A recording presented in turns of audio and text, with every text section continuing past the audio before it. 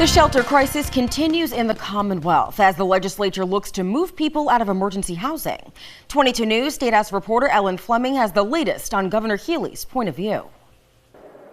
The House approved a bill that would limit shelter stays, and the Senate plans to vote this week on their own version of similar legislation. The latest emergency shelter report stated that Massachusetts has spent $427 million on the shelter crisis. And to make that cost worse, that is only reflective of costs through January. Although there is currently a cap of 7,500 families allowed in emergency shelter, costs continue to skyrocket. Now the House moved forward with a 9-month limit on shelter stays with a 3-month extension for certain families.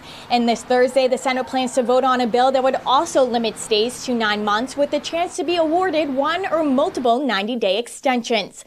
The governor said this week that she wants to talk more about what those limits should be. Housing attorney Andrea Park believes the cost of living in Massachusetts is limiting those moving out of shelter. People leave shelter safely, then there's more space available for people. I think the problem is in the way that we're thinking that we can get people to safely leave shelter. I think people, don't want to be in shelter. I think it's it's a product of the fact that we have a very, very unaffordable housing market. And so we've seen over this past year even efforts to give people vouchers, which really are considered the gold standard as far as subsidized housing, are unable to move with those vouchers because rental prices have gotten so high. Emergency housing rates have been at a record high due to the influx of migrants arriving in Massachusetts, with the average stay lasting 13 to 14 months.